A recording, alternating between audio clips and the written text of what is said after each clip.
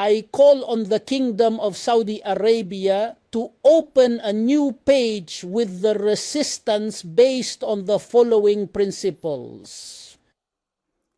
First, a dialogue that addresses issues, answers concerns, and secures interests. Two, a dialogue based on the premise that Israel is the enemy, not the resistance. Three, dialogue that freezes past disputes, at least in this exceptional phase, in order to confront Israel and restrain Israel. Four, we assure you that the direction of the resistance's weapons is towards the Israeli enemy, not Lebanon, nor Saudi Arabia, nor any place or any entity in the world. When America openly declares that it works for the benefit of Israel, and when it pressures Lebanon for the benefit of Israel, and when it does not accept giving guarantees because it wants the benefit of Israel, and when there are no limits for the benefit of Israel, how can we trust any American or non-American proposal? And how can we accept making concessions after concessions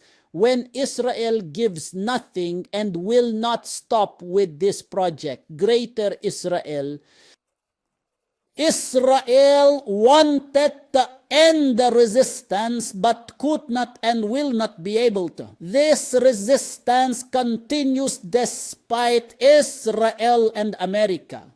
This resistance continues because it has leaders who are martyrs, because it includes the master of the martyrs of the nation, Syed Hassan Nasrallah, may God be pleased with him, and Syed al-Hashemi and Hajj Abdul Qadir and others.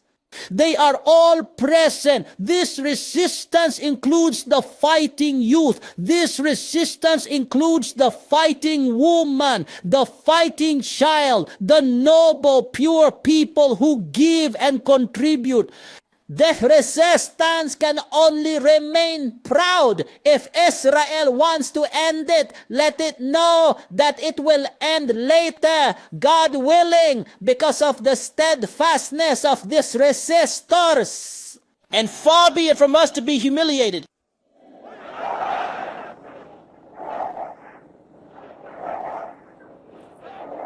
Israel struck in Qatar, which has the largest American base, and supposedly this American base is supposed to protect Qatar, protect it from Israel and others under the pretext of killing the Palestinian leadership.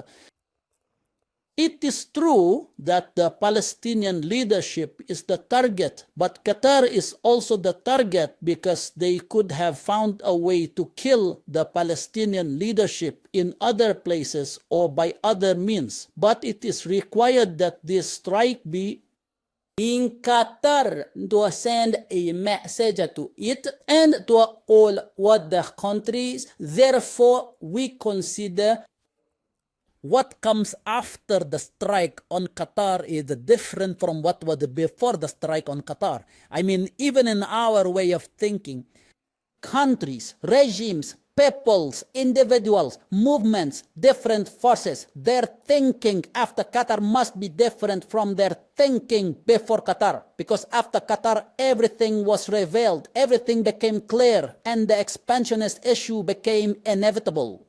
If we remain at the same pace, we must change, we must switch. They have put the resistance at a stage in time. A common enemy between Israel and most Arabs, and that Israel is the one providing protection from this resistance. They made the resistance an enemy and Israel a friend. After Qatar, the targeting became directed at the resistance, the regimes, the peoples, and every geographical and political obstacle to Greater Israel. What is the goal?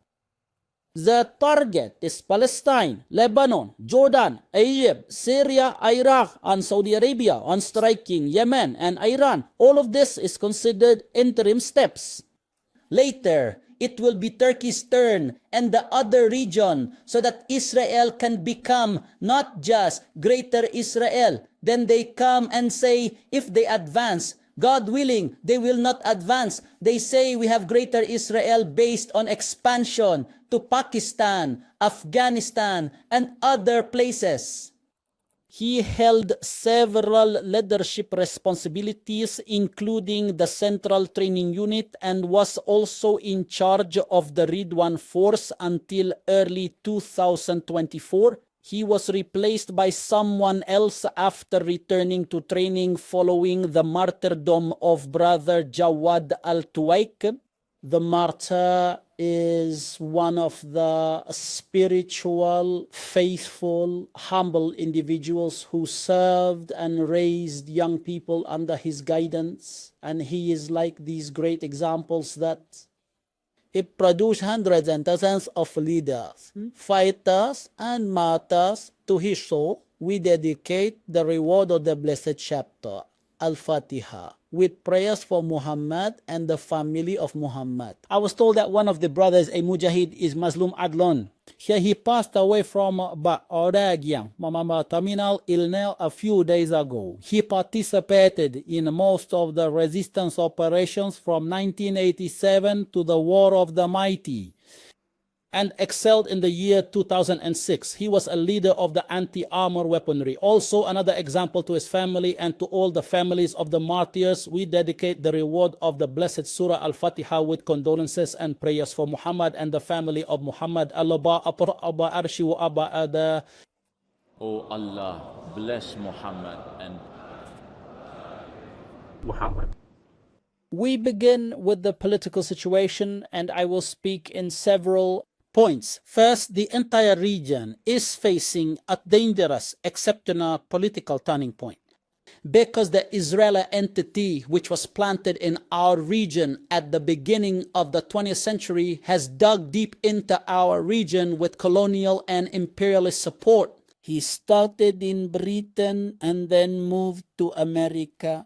This usurping presence is an expansionist one intended to be a piece of the West, a tool for America, and a scarecrow for the region.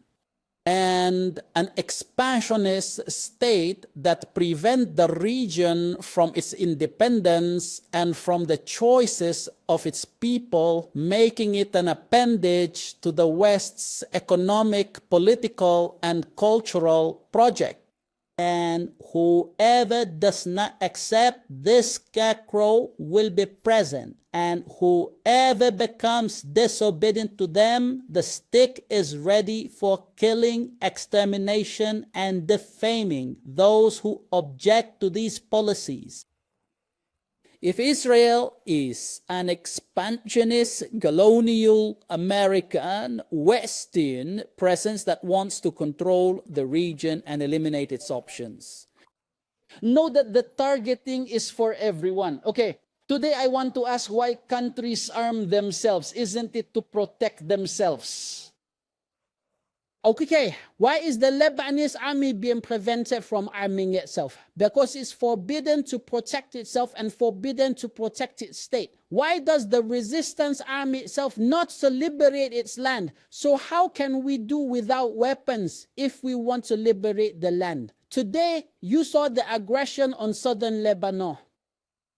5 villages and cities were described before the world with threats. This is in addition to all the killing, destruction, bulldozing, and shelling of homes. This is ongoing. Okay. And then will Israel remain like this while they just watch? The Lebanese government is responsible for confronting these Israeli aggressions. No one should tell me that the Lebanese government can't do anything. They can shout every day. They must shout, demand that Biden send to the Security Council, even if the Security Council does not condemn Israel or stop Israel. Let the world hear the shouting. Let them think in ways outside the box, beyond the required thinking. So why don't they, for example, ask the Lebanese army, what is your What is your plan, Lebanese army, for liberation? If we are forced to fight Israel, how can you benefit from the Lebanese people and the resistance to put an end to the Israeli issue, or at least prevent them from continuing? Study the options. Why are you afraid of it? Why don't you approach it? You resort to options related to internal strife. No, this is the responsibility of the stance of the three presidents in the recent aggression on the South, which is good, but it requires daily, persistent follow-up. Let the priority be stopping the aggression, confronting Israel, removing the occupier, beginning reconstruction. These should be the priorities. We work among ourselves. No, let these be the priorities. We are ready as a resistance to fulfill our duty alongside the Lebanese army. Whatever decision you have, we are ready, but in facing the Israeli enemy, not in confronting each other. Some justify by saying the problem is that they are threatening us with blocking aid and threatening us with war. My brother, the greatest issue is not the prevention of aid or the threat of war, but rather the greatest is the removal of capability and power and our slaughter on the altar of surrender. This is the greatest, knowing that all the propaganda they are saying about showing you or doing or making. Didn't you hear what the American said? He said, when there are no weapons left for the resistance in Lebanon, we will see if Israel stops or not. This is nice. No weapons will remain from now until the end of time. There will always be weapons. How do we reach this conclusion? These people are liars. They give you nothing. Okay, for those who say, but what should we do? My brother, now Israel, why is it only attacking Lebanon? Is America only attacking Lebanon? Look, America and Israel are attacking the whole world. No one in the world is being attacked. What are they doing in the world? They are thinking of solutions to confront these aggressions, whether in Europe, Latin America, or anywhere in the world. Why is America not leaving any country in the world at ease, but confronting it economically, politically, and in different ways? Finally, we are open to dialogue and understanding from a position of capability and strength, and you know that. Our arena is ablaze with the light of sacrifices after the great offerings of blood. To the master of the martyrs of the nation, the martyr leaders, the martyr fighters, and all the dear families, our faith is firm in resisting the Israeli occupier to expel them and liberate our land. We accept nothing less than that, and we are ready to the utmost sacrifices to remain the dearest to our audience. You see it with your own eyes, holding on to the weapon of resistance because it has seen its fruits in liberation, deterrence, and presence. And today, I would like to say to those who still do not know, our audience does not need mobilization to maintain the weapons and resistance. Rather, as leaders, we take from our audience the mobilization to maintain the resistance and the weapons. It means the mobilization has become mutual between us and them. Because our audience has reached a very high level, a very engaged level that not only accepts being dignified, we view any confrontation with the Israeli project as an existential confrontation. Existential for us and existential for the homeland, and with it, everything becomes cheap. Thank God, God Almighty saved Lebanon from the sedition of the 5th of August with the turn of the 5th of September. Because any strife will turn against everyone. How can we abandon the weapons when the Sabra and Shatila massacre, which claimed the lives of 3,000 civilians, men, women, and children, both Lebanese and Palestinians, occurred 43 years ago? after abandoning the weapons and the American guarantees. And this massacre is by Israel and Israel's agents, as the enemy is one and the perpetrator of the massacres is one. How can the weapons be abandoned? How the genocide happening in Gaza is fully supported by America. Listen to Trump declaring, giving them a complete opportunity, he doesn't care. If the entire Palestinian population in Gaza is wiped out, he has no problem, because he is looking at the land, the economy, the future of Israel, and the future of America. He is not considering the rights of these peoples, these major massacres that shame humanity. We truly have a tyrant. Do not stop. America helps Lebanon. What does it help Lebanon with? America does not ask from Lebanon and take from Lebanon and pressure Lebanon. And it has the largest embassy in Lebanon to manage intelligence on Lebanon. And from Lebanon, its planes in the air provide coordinates to the Israeli entity. It sponsors a committee agreement. And this committee's only job and mechanism is to see how to strike the resistance, and the people of the resistance strike in Lebanon and prevent armament even on suspicion and continue the aggression. We never heard it tell Israel to stop or announce that Israel must stop receiving American support. He said no. But America is supporting the Lebanese army. What is it supporting the Lebanese army with? It only gives the Lebanese army the amount of weapons that allow it to manage the internal situation. Any weapons suspected of potentially reaching the Israeli entity, having a range or effectiveness, or possibly affecting aviation or the Israeli army. The Lebanese army is prohibited from obtaining it, not from America. From anywhere in the world, it is prohibited. Where is the American support? There is no support. Even when they give to the army for Israel, not for Lebanon. So America acts with real hostility, okay? So they are preventing reconstruction. What does reconstruction have to do with the security of Israel? This is part of the pressure, because they cannot confront the resistance and the people of the resistance. So they are resorting to other ways to harm the people.